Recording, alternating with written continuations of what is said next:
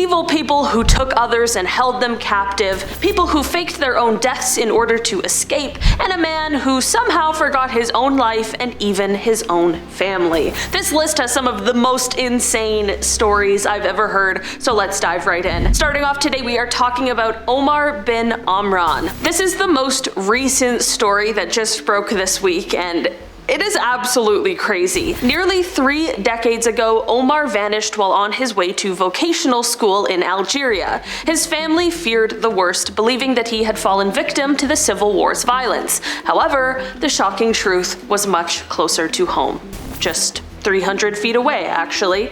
On May 12th, Omar, now 45, was found alive in his neighbor's cellar. He had been kept in a hay-covered contraption resembling a sheep pen. The discovery came to light after a social media argument over inheritance led to the suspect's brother to reveal Omar's location. That is absolutely insane. Police then found a hidden trapdoor in the cellar and rescued Omar, who was immediately taken for medical and psychological treatment. The 61-year-old neighbor was arrested, and authorities have vowed to prosecute him to the fullest extent of the law. Heartbreakingly, Omar's mother passed away in 2013, never knowing that her son was so close by. This astonishing and tragic story has gripped the local community and honestly pretty much the entire world. This is one of the craziest stories happening right now, for sure. Next, we are talking about the story of Colleen Stan. Colleen was born on December 31st, 1956, and she endured a harrowing 7-year captivity that began in 1977. While hitchhiking to a friend's birthday party in Northern California, she accepted a ride from Cameron and Janice Hooker, which led to a nightmare that would later be described as unparalleled in FBI history. Despite her initial confidence, bolstered by the presence of Janice and a baby in the car, Colleen's ordeal began when Cameron pulled off the highway, tied her up, and placed a sensory deprivation box over her head. Colleen was subjected to extreme physical and psychological torment, as well as being confined in a wooden box for 23 hours a day and manipulated into believing that a powerful organization called the Company would harm her family if she tried to escape. This fear is actually what ended up keeping her compliant, even as she was allowed some limited freedoms, such as jogging, yard work, and caring for the children of those who had captured her. Remarkably, Colleen was even permitted to visit her family in 1981, though she was too frightened to reveal what was going on because of the whole Company thing. Her family, concerned but unaware of the full extent of her situation, suspected that she might have actually been involved in a cult.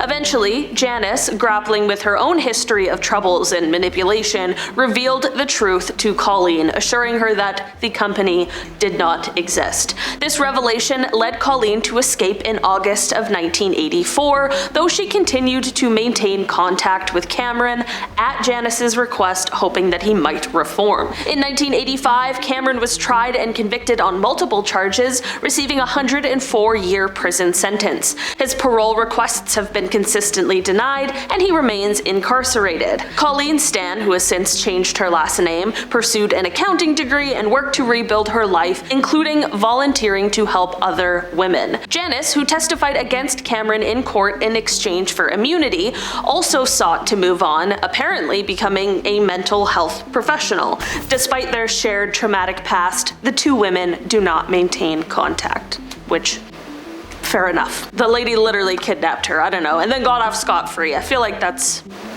she's had enough. Next, we are talking about the wild story of Brenda Heist. In a story full of mystery and unexpected twists, Brenda Heist, a mother of 2 from Pennsylvania, seemed to vanish into thin air on February 8th, 2002. She had just dropped her kids off at school and was supposed to be looking at new housing complexes due to her ongoing divorce. But when her children returned home, they found the house empty with dinner defrosting and half-done laundry. Brenda's car was later found near a bus station, and despite initial suspicions, her husband Lee was eventually cleared of any involvement. For over a decade, Brenda was presumed dead and her case remained cold. Then, In April 2013, the unthinkable happened. Brenda turned up alive in Florida, revealing she'd been living under a fake name, doing odd jobs, and even staying in a homeless shelter. She confessed to authorities that she impulsively left with strangers to escape her stressful life. While her return brought some relief, it also left her family feeling betrayed and angry. Brenda ended up in jail for probation violations under her alias, Kelsey Smith, a name that still appears in jail records. The story of Brenda Heist is one of the strangest disappearances that continues to intrigue and baffle many. Next, we are talking about the story of Petra Pazsitka. Over 30 years ago, a German woman named Petra vanished, triggering a massive search and leaving everyone assuming the worst. Petra, at the time, was a 24-year-old student, and she mysteriously disappeared in 1984 after not showing up for her brother's birthday. The case was so puzzling that it was even featured on a popular crime show in 1985. Despite a suspect confessing to killing her, no body was ever found, and the case went cold by 1989. Fast forward to 2015, and the mystery took a surprising twist. During a routine burglary report, a woman initially identifying herself as Mrs. Schneider confessed to being the long-lost Petra. Then, 55, she revealed she had been living under a false name without any official documents and paying all of her bills in cash. Despite the shocking revelation, Petra refused to explain her disappearance, only stating it was due to family issues. Her mother and brother, left in tears by the news, hope to reunite with her someday, even though she wishes to avoid contact with her family and also the public. Next, we are talking about the very, very dark story of Michelle Knight, Amanda Berry, and Gina De Jesus. Between 2002 and 2004, Ariel Castro kidnapped Michelle, Amanda, and Gina from the streets of Cleveland, Ohio, and held them captive in his home. These young women were imprisoned until 2013, when Amanda managed to escape with her daughter, who was born during her captivity. It was on May 6th that she was able to seize an opportunity to escape and alerted neighbors, leading to the rescue of all three women. Their dramatic escape ended over a decade of torment and brought Castro's heinous crimes to light. Castro faced multiple charges, eventually pleading guilty to 937 criminal counts, including even taking a life. He was sentenced to life in prison plus 1,000 years without the possibility of parole, but just a month into his sentence, Castro took his own life. Castro lured his victims by offering them rides, then took them to his house where he restrained them in the basement. Michelle Knight disappeared in 2002 at age 21, just before a court date regarding her son's custody. Amanda Berry was taken in 2003, the day before her birthday, while returning from her job at Burger King. Despite initial beliefs that she had run away, her case gained media attention, linking her to Gina De Jesus, who disappeared in 2004.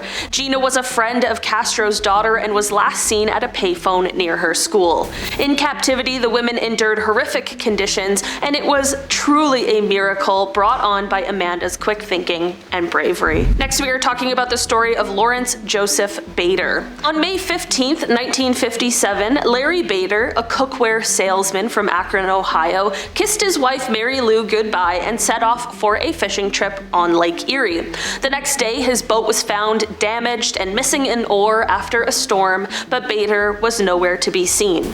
Deeply in debt and troubled by the IRS, his disappearance seemed mysterious. Fast forward 4 days, and a man named John Fritz Johnson turned up in Omaha, Nebraska. He quickly became a local celebrity with his flamboyant personality, working as a bartender, a radio announcer, and a TV sports director. Johnson's very unique lifestyle included driving a hearse and sitting on a flagpole for charity. In 1964, he lost an eye to cancer, adding an eye patch to his distinctive look. Then, in 1965, during an archery demonstration in Chicago, an acquaintance from Akron recognized Johnson as the missing Larry Bader. Fingerprints confirmed it, but Johnson had no memory of his past life. This revelation disrupted the lives of both his original and his now new families, sparking a whirlwind of legal and personal complications, like how he now had 2 wives, and the first one has been receiving monthly Social Security payments of $254 and had also received $39,500 from his life insurance that now had to be paid back. Oh, and she had also recently gotten engaged to a new man, but she was Catholic, which meant that since her previous marriage was now reinstated, she really didn't have much of a choice. And now for his new wife, this meant that her marriage to him was just completely null and void. So this story is one that definitely has people very divided. Was he really like amnesiac, or was this all just a very elaborate hoax? Let's talk about it in the comments. Let me know what you think, alright? I think he made it up. I'm gonna be honest, I think he made it up. Next, we are talking about the story of John Darwin. He was born around 1950 and he married Anne Stevenson in 1973, and after teaching science and math for 18 years, he joined Barclays Bank and later became a prison officer. Alongside his wife, who was a doctor's receptionist, they managed a bed renting business in County Durham, but fell into debt after buying 2 houses in Seaton Carew. By early 2002, Darwin contemplated faking his own death for insurance money. And then, on March 21st, 2002, he vanished while kayaking. This sparked a massive search, but only his wrecked kayak and paddle were found. Darwin secretly lived next to his family home before moving back in with Anne in 2003. Anne collected $250,000 in life insurance after a death certificate was issued. Over the years, Darwin used aliases and traveled, including to Panama, where the couple planned to start a new life. So now, get this. How their whole ruse was exposed. Well, in 2007, when a photo of them in Panama surfaced online, Darwin returned to the UK pretending to have amnesia, but the police soon arrested him. Both he and Anne were convicted of fraud and served prison sentences. By 2012, most of the fraudulently obtained money was recovered, but by 2015, they had no remaining assets. Next, we are talking about Lula Cora Hood. A woman who disappeared from her Illinois family 4 decades ago was found in 2011 in Jacksonville, Florida. Lula, who went missing in 1970, suffered from mental health issues at the time of her disappearance.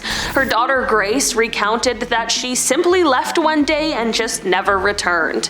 The family had no word about Lula until 1996, when police informed them of human remains found in Galesburg, Florida, which they believed to be hers. Due to the lack of advanced DNA testing at the time, the family buried the remains, thinking she was gone forever. Back in 2009, however, with the hope that technological advances could confirm the identity, the family requested DNA testing. In late June, they discovered that the remains were not hers. This led investigators to reopen the case, and with the help of the internet, they located her in Florida. Next, we are talking about the story of Carlos Sanchez Ortiz de Salazar. In a strange twist of fate, a Spanish doctor who had been declared dead 5 years ago had been found living alive in an Italian forest. Dr. Carlos, who vanished in the 1990s during a deep depression, was discovered by mushroom pickers in Tuscany. These foragers followed a trail of bottles and water canisters to his tent, where they found him with a dirty face and a large beard. Now 47, he told them, quote, "I'm Spanish, my name is Carlos, and I've been living here since 1997. Despite providing proof with an expired passport, Salazar disappeared again before his family could reach him. Though the forest search party found no trace of him, his determined parents are committed to finding him despite his very clear desire for solitude. And finally, to finish off our list today, we are talking about the very bizarre story of Gabriel Nagy. Gabriel's story is a mix of mystery and I guess a little bit of hope. For 20 23 years, he had no memory of his past. On January 21st, 1987, Gabriel called his wife to say he'd be home for lunch, and then he just never arrived. The next day, his burnt-out car was found, and soon after, he withdrew money and bought camping supplies in Newcastle, his last known movements. His family, convinced he was dead, relocated to Queensland, but kept hoping that he'd return. Decades later, just before he would be declared dead, a very persistent police officer, Senior Constable Georgia Robinson, found a Medicare record under Gabriel's name. Gabriel, who had been living under a pseudonym with no memory of his former life, began to recall fragments of his past. He had lived a tough life, doing odd jobs and struggling with the amnesia, but things changed when he met Pastor Barry Hayhoe, who helped him get a Medicare card. Constable Robinson found the record, contacted Gabriel, and showed him photographs that started to trigger his memories. She gave him letters from his family, and Gabriel decided to reconnect. He wrote a heartfelt letter to his wife and daughter, leading to a very emotional reunion. Gabriel now stays in touch with his family and shares his story to give hope to others dealing with missing loved ones. His daughter believes he suffered from dissociative fugue, a rare disorder causing memory loss and wandering. Alright guys, that has been our list for today. Thanks so much for checking it out. I've been your host today, Olivia Kozlowski, and I'll see you again soon. Bye!